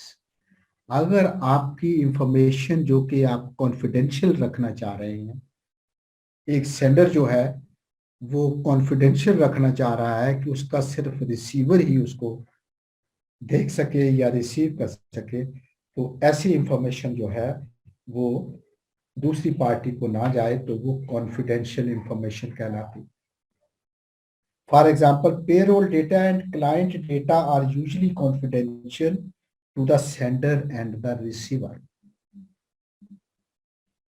There are often laws that an organization must abide by to protect third parties and employees from the misuse of personal and sensitive data. Professionals such as accountants, lawyers, and doctors owe their clients a duty of confidentiality and must ensure that communication does not breach the duty. तो यहाँ confidential रखना जो है वो according to the code of conduct जो है वो जहाँ ज़रूरत होती है वो आपकी इंफॉर्मेशन कॉन्फिडेंशियल रखी जाती है, और जहाँ नहीं होती वो आप नॉन कॉन्फिडेंशियल रख के आप कन्वे कर सकते हैं। उसके बाद तीसरी जो कॉन्टेक्स्ट है कि क्या आपकी इंफॉर्मेशन जो है वो अर्जेंट है या नॉन अर्जेंट है। आप यहाँ पर जरा गौर कीजिएगा अर्जेंट और नॉन अर्जेंट में। Be clear on the prioritization of messages that are communicated, some may need dealing with immediately, whilst other may be more routine and allow a longer period before needing action। कौन सी information जो है वो urgent nature की है, उस appropriate forum को हम इस्तेमाल करते हैं और उसको हम सेंड भी करते हैं, रिसीव भी करते हैं। और अगर वो नॉन अर्जेंट हो कि कोई नहीं, कोई टाइम लिमिट नहीं है इसके अंदर, तो हम उसको नॉन अर्जेंट में डाल देते हैं और वो अपने रिसीवर को हम भेज देते हैं। तो ये अर्जेंसी जो है ये आपकी person to person, organization to organization ये वेरी करती है कि what sort of information you need urgently, और दूसरी जो है वो नॉन अर्जेंटली जो है वो आपको चाहिए। फिर इंटरनल वर्सेस एक्सटर्नल कम्युनिकेशन है, किस कॉन्टेक्स्ट में आप बात कर रहे हैं। क्या आप इंटरनल लोगों को इंफॉर्मेशन को कन्वे करना चाह रहे हैं और उनसे फीडबैक चाह रहे हैं, या आप जो है वो एक्सटर्नली अपनी दूसरी पार्टीज को, जो स्टेक होल्डर्स हैं, उनके साथ आप कम्युनिकेट करना चाह रहे हैं। तो कॉन्टेक्स्ट क्या है आपका और कौन सी पार्टी को आप इसके अंदर लेके आना चाह रहे हैं। तो ये इंटरनल वर्सेस एक्सटर्नल जो है ये तरीकाकार जो है वो इस्तेमाल आप करने जा रहे हैं। तो contextual consultation when selected the appropriate form of communication include करते हैं। तो ये 4 मुख्तलिफ फैक्टर जो हैं वो हमारे सामने आते हैं, इनको मद्देनजर रख के हम अपनी इंफॉर्मेशन जो है आगे मानते हैं या फीडबैक जो है वो देते हैं। मेथड्स ऑफ कम्युनिकेशन, ये तीसरा कम्युनिकेशन प्रोसेस के अंदर तीसरी सब टॉपिक जो है, ये सब हेडिंग जो है वो methods of communication. Methods of communication जो है वो 3 तरीकों से होती है।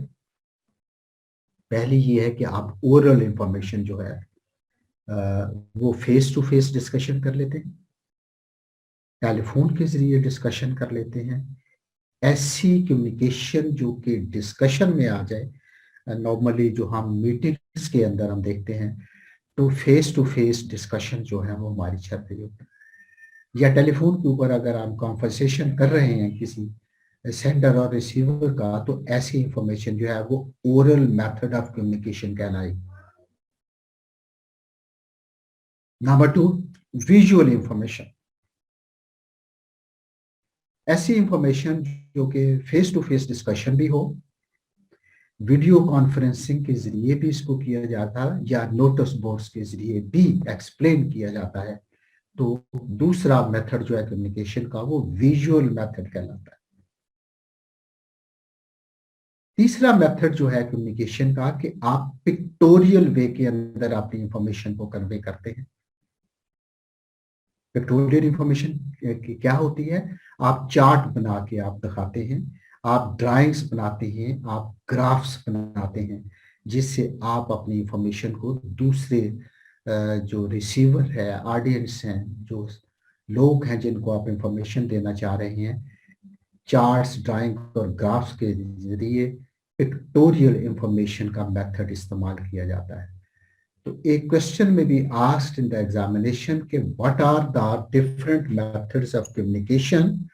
तो डिफरेंट मेथड्स ऑफ कम्युनिकेशन के अंदर आप कहेंगे कि there are 3 different types of methods of communication. Number 1 oral method, of communication, number 2 visual method of communication, and number 3 pictorial method of communication. This is very important. 2-3 number का सवाल आपको participants को इम्तिहान के अंदर आ सकता है कि name the different methods of communication. Please note down, this is very important.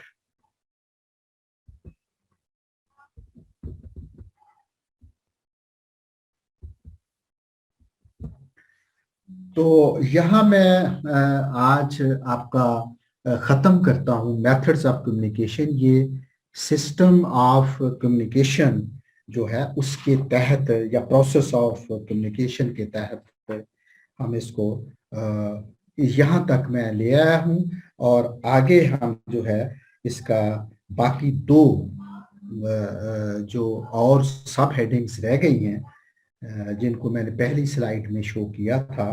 Communication media कौन कौन से होते हैं और कंपोनेंट्स ऑफ इंटरपर्सनल कम्युनिकेशन वो कौन कौन से होते हैं, वो नेक्स्ट लेक्चर में इंशाल्लाह मैं आपके साथ शेयर करूंगा. तो now the forum is open for question answer sessions. Host may allow the participants so that they may be able to ask the questions if they have any difficulty to understand the context, the message, the core points of the significance of today's lecture. उसके बारे में कोई उनको confusion है, कोई doubt है, they may ask. Please allow. अस्सलाम वालेकुम सर. वालेकुम सलाम जी. सर रजा बात कर रहा हूँ लाहौर सेंटर से. जी जी जी रजा. सर मेरे 2 क्वेश्चंस हैं सर. जी जी.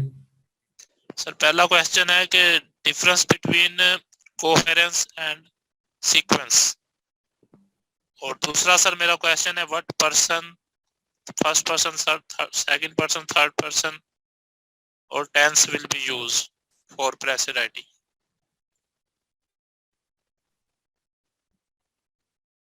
सीक्वेंस आप बेसिस के मुताल्लिक का सवाल करना चाह रहे हैं. मैं वहां आता हूं आपके पास.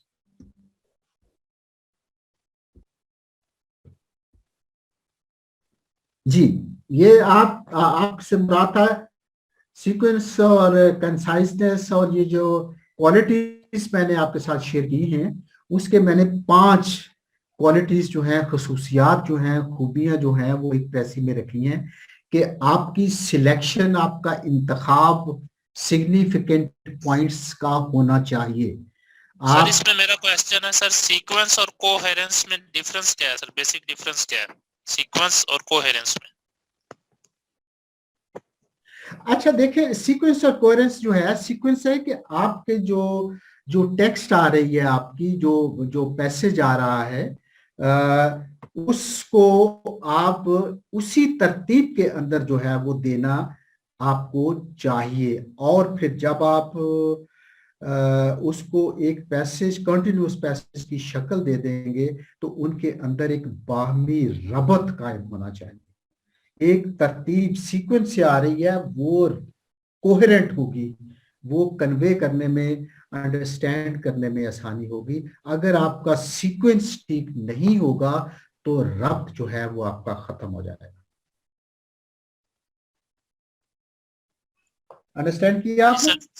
जी सर. सेकंड क्वेश्चन सर मेरा है कि what person and tense will be used for press writing.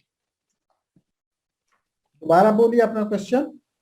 Sir press writing में हमने कौन सा पर्सन यूज करना है? First person, second person, third person, जो प्रेस हम समरी लिखेंगे, और दूसरा उसमें टेंस कौन सा यूज करेंगे? जी, समरी या प्रेसी के अंदर हमेशा इनडायरेक्ट फॉर्म इस्तेमाल होती है और थर्ड पर्सन में लिखी जाती है. क्लियर हुआ आपको? Yes sir. Any other question?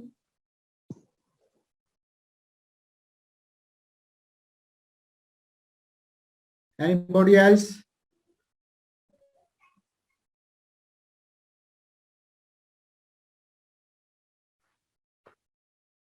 मुझे कुछ ऐसे लग रहा है कि शायद आज का लेक्चर कुछ ज्यादा टेक्निकल हो गया है और people have lost the interest.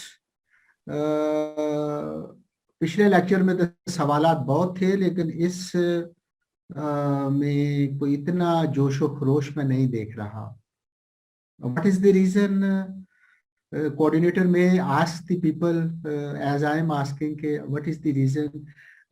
Because nobody is asking the question. Only एक लड़का रजा लाहौर से आया है. Anybody else? या मैं by name फिर पुकार लूं लाहौर वालों को? क्या कहते हैं कोऑर्डिनेटर साहब? Recording stopped. सर, ये हंसला का हाथ कोई क्वेश्चन है? जी सर, ये हैंड रेस क्यों है? मैं बारी बारी सबका कर रहा हूँ सर. जी जी तो आप करें question- आप. एक क्वेश्चन तो हो गया एक हिसाब का. अगला क्वेश्चन ये- क्या है? ताहिर साहब का है. जी ताहिर, कहाँ से बोल रहे हैं?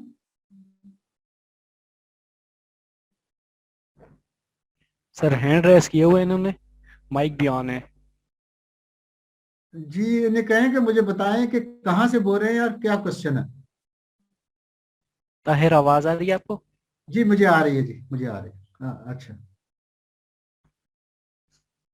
सर, ये तौकीर अहमद का अगर पूछने का क्वेश्चन है तो.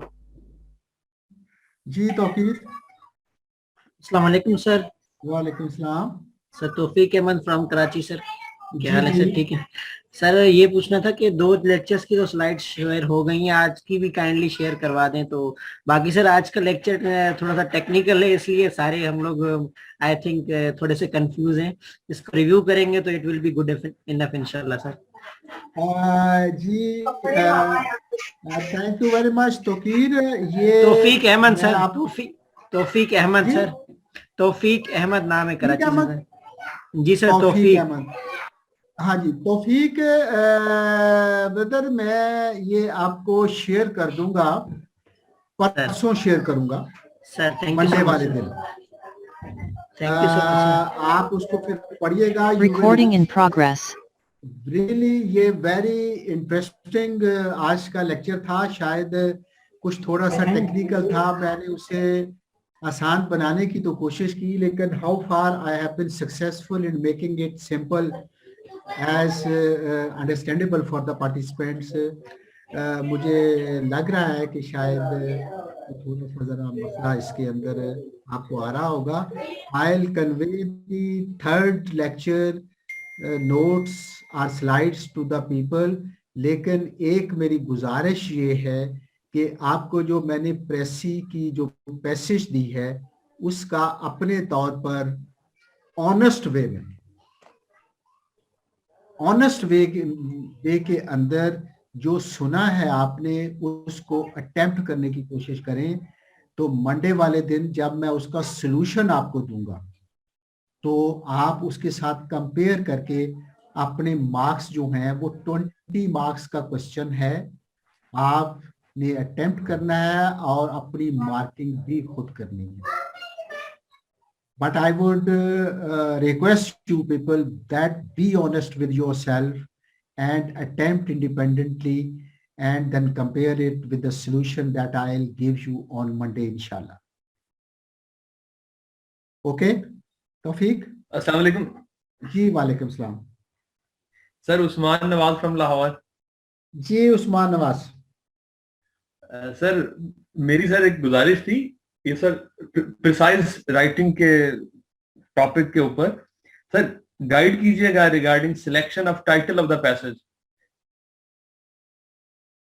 जी उस्मान, ये जो आप जब कोई पैसेज पढ़ते हैं तो उसके अंदर जो सबसे इम्पोर्टेंट चीज आपको जिसके ऊपर ऑथर जो है, मुसन्निफ जो है, वो फोकस कर रहा होता है, वो उसका टाइटल बन जाता है. और उस टाइटल को फिर पूरा एक सेंटेंस जो है वो आप मुंतखब कर लेते हैं पहले कि इस सेंटेंस के ऊपर ही सारा पैसेज घूम रहा है. Then come to the particular word के कौन सा वर्ड जो है इस पूरे पैसेज को हाईलाइट कर रहा है कि ये किस चीज से मुतल्लिका है, वो आपका टाइटल हो जाएगा. देखें कोई भी जो है वो पैसेज अगर आपका हेल्थ इश्यूज के बारे में है तो आप हेल्थ प्रॉब्लम उसकी हेडिंग दे सकते हैं। आपका पेरोल के बारे में डिटेल आ रही है तो आप उसको पेरोल का नाम दे लेंगे। एग्रीकल्चर के बारे में आ रहा है तो एग्रीकल्चर जो इश्यूज हैं उनका कोई टॉपिक बना लेंगे। तो जो मेन एक सेंटेंस या वन वर्ड जो है वो आपके सारे पैसेज के गिर्द घूम रही है वो चीज, वो आपका जो है वो बन जाएगा क्या कहते हैं वो उसका हेडिंग बन जाएगी उसकी। तो that would be helpful to understand कि what is written in the passage. लेकिन यहाँ मैंने एक चीज और समरी के अंदर बताई है कि it should be 1/3 of the जो है वो उसके ऊपर आना चाहिए आपके ओरिजिनल पैसेज से। Usman Nawaz, are you satisfied with it? Yes, sir. Yes, absolutely. Okay, may I ask someone to put a question? Assalamualaikum, किधर sir. Hafiz Faraz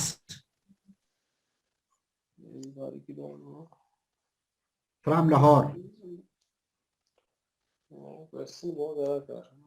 Recording stopped. सही मोहम्मद हाफिज मुदस्सर फराज है, साहब, सही मोहम्मद मुदस्सर है, ये क्वेश्चन करना चाह रहे हैं। चले मुदस्सर आप पूछ लें जी। जी अस्सलाम वालेकुम सर। Recording in progress. वालेकुम सलाम। Sir if you don't mind please context को दोबारा थोड़ा एक्सप्लेन कर देंगे। जी मैं कॉन्टेक्स्ट को दोबारा कर देता हूँ, आप स्टे विद मी।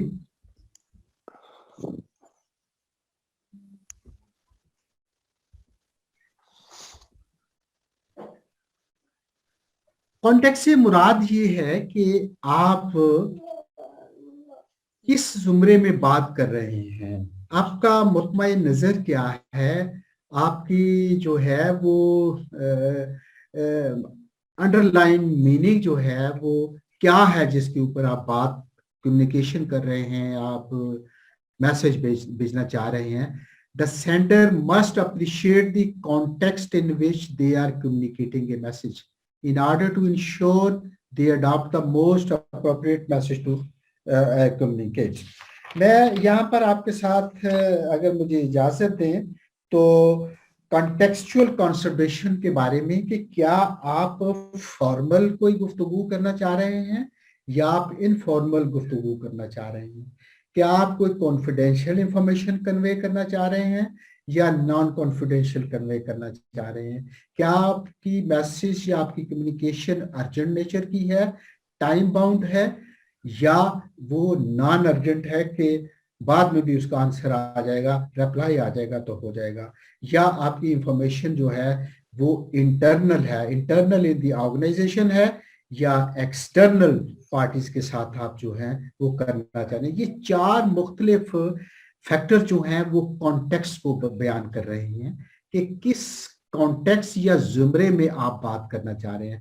आपकी कम्युनिकेशन फॉर्मल है या इनफॉर्मल है, आपकी कम्युनिकेशन कॉन्फिडेंशियल है या नॉन कॉन्फिडेंशियल है, आपका मैसेज जो है वो अर्जेंट नेचर अट्रैक्ट कर रहा है या नॉन अर्जेंट है, और फिर इंटरनल और एक्सटर्नल ऑर्गेनाइजेशंस के साथ भी जब आप बात कर रहे हैं तो कॉन्टेक्स्ट के चार डिफरेंट जो अप्रोप्रिएट फोरम हैं उसके मुताबिक आपको उसको लेके जो है वो चलना होगा। Sir are you satisfied? जी जी सर, बंडल ऑफ थैंक्स, आगे समझ। थैंक यू जी। Any other question?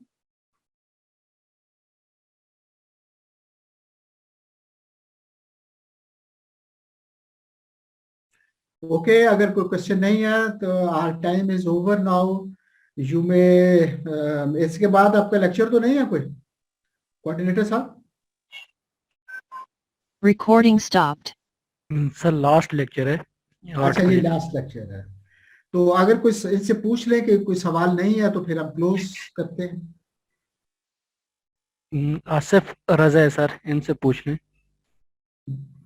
जी जी जी जी रजा।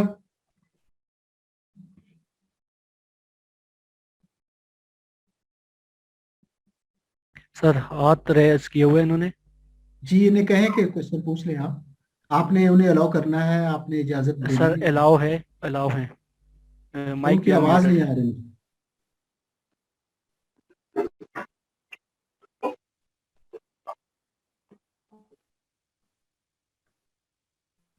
जी रजा।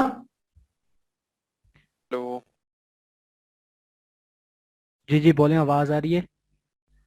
हेलो, मेरी आवाज आ रही है? जी जी मुझे तो आ रही है। ताहिर अयूब हाँ रब्बानी जी है। सर, ये पूछना चाह रहा था कि लास्ट में आपने मेथड्स ऑफ कम्युनिकेशन की बात की है ना, तो जी इसमें जी ओरल, विजुअल या Recording in पिक्टोरियल की progress. आपने बात की है, लेकिन इसमें रिटन कॉरेस्पॉन्डेंस का जिक्र नहीं है। क्या वो कम्युनिकेशन मतलब में नहीं आना चाहिए इसमें के मेथड्स ऑफ कम्युनिकेशन में? एक मिनट ठहरिएगा, मैं वो स्लाइड आपको दोबारा।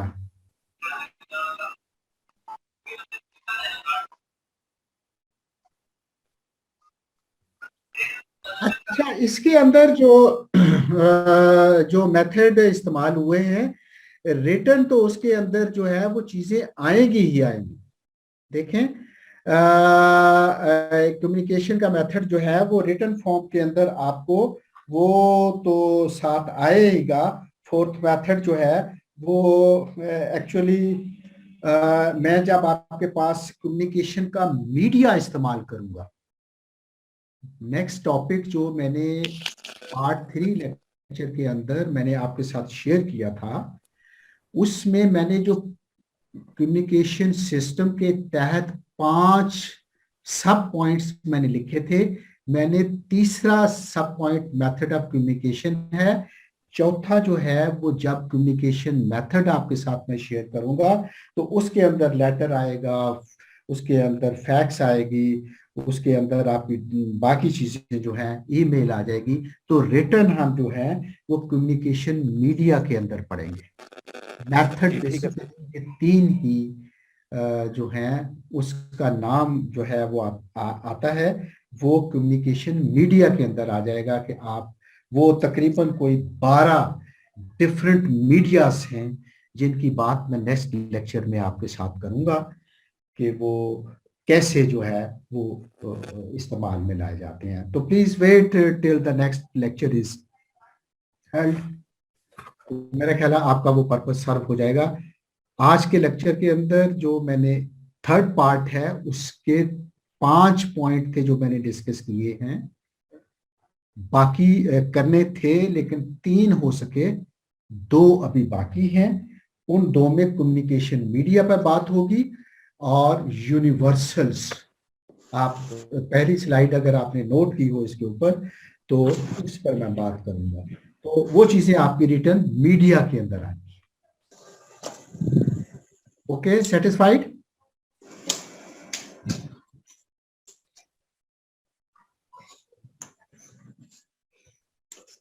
Any other question?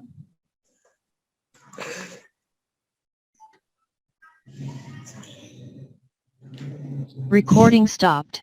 ये फातिमा खान है, ये कुछ जी कहना चाह रही हैं। जी फातिमा, अस्सलाम वालेकुम sir. Recording in progress. From Karachi. From Karachi. जी फातिमा। सना जाहिद फ्रॉम कराची। सर मेरा एक क्वेश्चन है, सर टॉपिक से रेलेवेंट नहीं है बट टिप सेंटर से मुझे काइंडली रिक्वेस्ट करनी है। सर थर्सडे को मेरी बिजनेस इंग्लिश की क्लास ऑनलाइन है 2 to 4 एंड बिजनेस कम्युनिकेशन की है 4 to 6। In the same time sir Thursday को पीएफएम की क्लास है फिजिकल 2:30 to 5 o'clock। तो सर ये 3 क्लासेस क्लैश जा रही है मेरी। Recording stopped. ये कोऑर्डिनेटर आपको जवाब देंगे, पिफा सेंटर वाले जवाब देंगे। सर मेरे कराची पास तो सेंटर। बेटे मैम इसका आप कोई कराची सेंटर से मंडे वाले दिन रब्ता कर लें, वो आपको अच्छा कंफर्म कर लेंगे। ठीक है सर, कराची हेड ऑफिस से। जी जी हेड ऑफिस से। इशू ये भी है कि पीएफएम जो है वो लेवल 2 का सब्जेक्ट है जी। और बिजनेस कम्युनिकेशन जो है वो लेवल 3 का सब्जेक्ट है, जिस वजह से क्लैश आ रहा होगा। तो सर प्लीज काइंडली, क्योंकि वो in the same time online उधर चल रही होती है, इधर मैं फिजिकल क्लास में होती हूँ, मेरी वहाँ एब्सेंट लग जाती है, यहाँ फिजिकल लेनी भी मस्ट है। मैम कराची हेड ऑफिस से कर लें, वो आपको गाइड कर लेंगे। ठीक है सर अब्दुल समद से पूछ लूंगी फिर। ठीक है, okay. Okay sir, thank you. Recording in progress. ये आगे कोई अगर कोई क्वेश्चन नहीं है तो फिर हम क्लोज डाउन करते हैं सेशन को। सर ये नवीद हुसैन है, मोहम्मद तस्कीन है, ये क्वेश्चन करना चाह रहे हैं जी सर। जी जी पूछिए, जी पूछिए।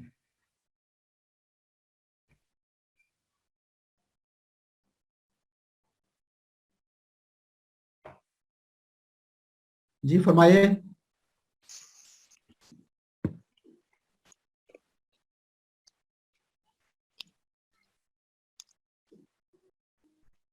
मोहम्मद रुबैद हैं सर। मोहम्मद अस्सलाम वालेकुम सर। रुबैद। वालेकुम सलाम जी। Sir Mohammad Ubaid from Karachi. Sir एक तो मुझे ये बोलना था कि ये कराची के स्टूडेंट्स ये BCRW के ग्रुप में ऐड नहीं है, बहुत सारे हैं, मेजॉरिटी हम लोग ऐड नहीं है, तो हम लोग को स्लाइड्स वगैरह उसमें मिल नहीं पाती। तो अभी वो दूसरे पब्लिक सेक्टर वाले ग्रुप में शेयर हुई है, लेकिन जो BCRW का मेन ग्रुप है ना उसमें मेजॉरिटी स्टूडेंट्स ऐड नहीं है। तो कोऑर्डिनेटर को काइंडली आप कह दें कि वो हमें ऐड करना है, क्योंकि मैंने अपना नंबर भी शेयर कर दिया। Coordinator Sahab is requested to add all the people in the group so that the given material is communicated to them easily. तो please coordinator साहब इसको करें, आप इन सबको शामिल Recording stopped. अच्छा, सेकंड क्वेश्चन ये था कि ये हमने अर्लियर एजुकेशन में अपनी जो थी उसमें ये पढ़ा था कि समरी जो होती है वो प्रेसी से थोड़ी सी बड़ी होती है। Recording in progress. जी क्या चीज समरी जो होती है वो प्रेसी से थोड़ी सी बड़ी होती है, थोड़ा मतलब थोड़ा सा बस जो माइनर से डिफरेंस होता है कि वो थोड़ी सी ज्यादा थोड़ी सी लेंथी होती है समरी प्रेसी से, जो हमने अर्लियर एजुकेशन में अपनी पढ़ा है B.Com तक, उसका मुझे क्लियर करना था। जी वो मेरा ख्याल ये है कि मैं एक चीज आपको क्लियर करता चलूं कि समरी जो है वो let me tell you in detail कि वो बात आपकी बिल्कुल दुरुस्त है, लेकिन उसके अंदर को थोड़ी सी चीजें और ऐड करने वाली होती हैं। मेजर डिफरेंस इनके अंदर क्या है, आप इसको जरा अंडरस्टैंड करने की कोशिश करें। शॉर्ट एंड जो समरी होती है वो short and description of any passage होती है, और जो प्रेसी होती है वो जस्ट एक रेप्लिका होती है of the passage of the article. Summary के अंदर हेडिंग जो है वो नहीं दी जाती, जबकि प्रेसी के अंदर हेडिंग बड़ी जरूरी दी जाती है। उसके बाद समरी के अंदर you can not follow the procedure of क्या कहते हैं उसको, ऑर्डर, उसमें चीजें ऊपर नीचे हो जाती हैं, लेकिन you will have to maintain the order in the precis form. Covers summary जो है आपकी वो it covers all important points in briefest form mentioned in the piece of writing, जबकि आपकी प्रेसी के अंदर only the absolute essential points are mentioned. पांचवा difference इन दोनों के अंदर ये है कि summary is expressed in the reader's listener's own words, it omits details and does not include the interpretation as originally mentioned in the article, writing or speech। जबकि प्रेसी के अंदर ये है it uses the same tone and mode, it retains the original idea and voice of the given piece of writing, article or anything। Number 6 जो है इनका difference जो है वो कहता है समरी जो है, in summary a reader or listener decides what are the main points that need to be expressed from the given piece। प्रेसी के अंदर है the reader reads a piece of information and has to extract the main idea that is being talked about। सातवां difference जो है इसके अंदर वो ये है कि समरी जो है does not need a conclusion unless the original piece ends with an important message। सातवां पॉइंट प्रेसी के अंदर ये है कि प्रेसी is a replica of the original message, must mention the conclusion as well। Number 8 जो है this means summary. Summary expresses the main idea of each paragraph and evidence in support of that idea from the original source. Precis maintains the keywords, data and concepts from the secure. ये different authors ने different तरीके से इसको differentiate किया है, लेकिन मैंने lecture के शुरू में अर्ज किया था कि आपका जो तरीकाकार है, जो क्वेश्चन आपको आता है वो समरी आती है, वो प्रेसी नहीं आती। समरी और प्रेसी के अंदर आपकी 1/3 की गुंजाइश होती है उसको कंडेंस करने की। आप उसके ऊपर कारबंद रहिए और उसको मजीद आप शॉर्ट ना करें। आप 2, 4, 5 वर्ड्स की ऊपर नीचे आप कर सकते हैं, लेकिन इससे ज्यादा नहीं कर सकते। दूसरा पॉइंट इसमें जो मैं आपके साथ शेयर करना चाहता हूं वो ये है कि प्रेसी आजकल निकल गई है गवर्नमेंट सेक्टर के अंदर से। The word summary is being used और उसको भी 1/3 के ऊपर लाके उन्होंने रख दिया है। 1/3 लेंथ उसकी होनी चाहिए, लेकिन चलें आपके 2-4 अल्फाज जो हैं वो ऊपर भी चले जाएं तो कोई बात नहीं है। तो I think with this explanation and discussion you may come across कि इस निटी ग्रिटी में पढ़ने की बजाय कि थोड़ी सी बड़ी होने से मैंने गुंजाइश उसके अंदर रख दी है, आप उसको थोड़ा बढ़ा भी सकते हैं आप, लेकिन वो इतनी ज्यादा ना हो कि वो 1/3 से रेंज से बाहर निकल जाए। तो please focus on the point कि 1/3 के इर्द गिर्द आप घूमें, 5-7 अल्फाज ऊपर नीचे हो जाएं तो दैट डज नॉट मैटर, आप उसको अटेम्प्ट कर सकते हैं। अस्सलाम वालेकुम। वालेकुम सलाम जी बेटा। सर मेरा एक क्वेश्चन है, आपने डेमी ऑफिशियल लेटर का जो स्पेसिमेन दिया था उसमें योर सिंसियरली मेंशन हुआ है, जबकि आपने जो पॉइंट्स दिए हुए हैं used in the following circumstances उसमें लिखा है it terminates the subscription your sincerely. तो ये कॉन्ट्रडिक्ट नहीं कर रहा है इसको क्या?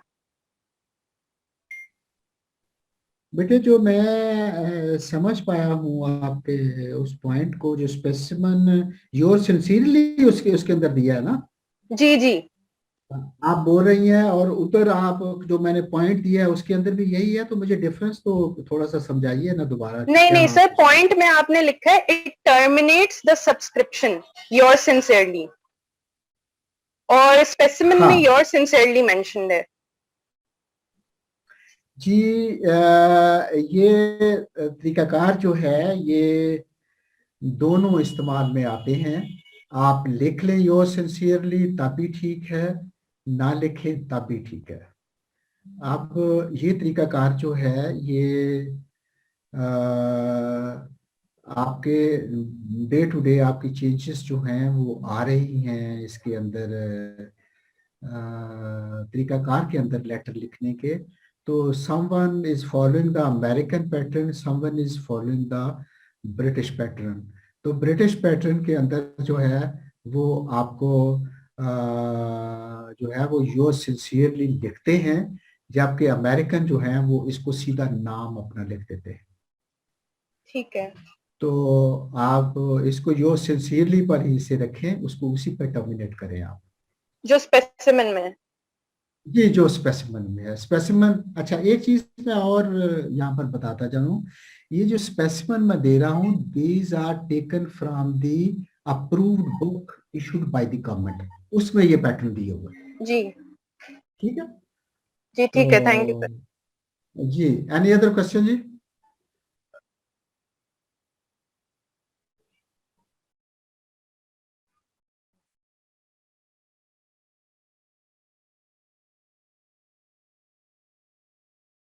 No question?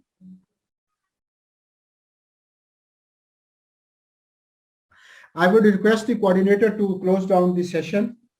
फिर इंशाल्लाह नेक्स्ट सेशन में हम मिलेंगे। Thank you very much to all of you. Recording stopped.